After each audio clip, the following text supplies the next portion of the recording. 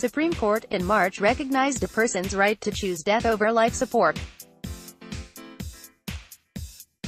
Chennai, after fighting the odds for a decade to treat his son, who is in persistent vegetative state since his birth in 2008, a man has approached the Madras High Court, seeking permission to resort to passive euthanasia for the 9-year-old.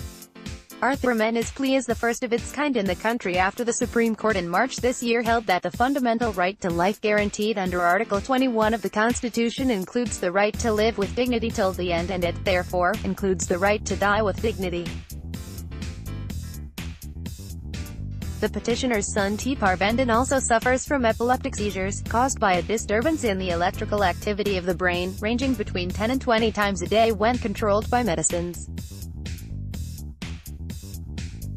The maximum number of seizures he has suffered in a day is 150, the petitioner's counsel N. Kavitha Rameshwar said.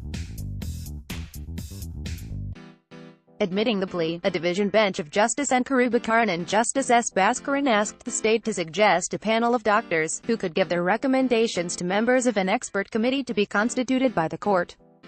The committee would then examine the child and report to the court. The court posted the matter to August 23, when the state would suggest the names of doctors to the committee. Mr. Thirumeni, a tailor by profession, has to spend 10,000 rupees per month to meet the medication expenses of his son.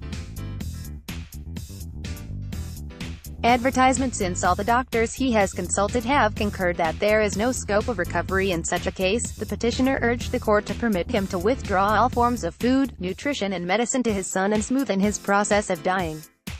Presenting the case on behalf of Thirumeni, his counsel Rameshwar said, Parvendon was born on September 30, 2008 at Katamanorcoil. As the child did not cry after the birth, he was referred to child neurologists. On November 6, 2008, it was confirmed that my son was suffering from hypoxic ischemic encephalopathy, HIE.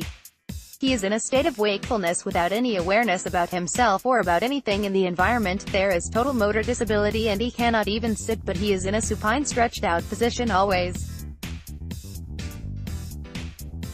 He has sleep-wake cycles, and must be fed mashed semi-solid food forcibly through his mouth. All his bowel and bladder movements are involuntarily like any other function of the body, Mr. Rameshwar said. The petitioner's other two children face social embarrassment as well as isolation, and no asylum or home of any kind is willing to give any kind of shelter or palliative care to the child, the counsel added. Claiming that the case satisfies all characteristics of persons in PVS, the petitioner pointed out that the Apex Court has held that in case of a terminally ill person in PVS, where the physician or the hospital medical board is not in a position to take a decision with respect to withdrawal of treatment, it is open to parents and family members of the patient to seek the relief.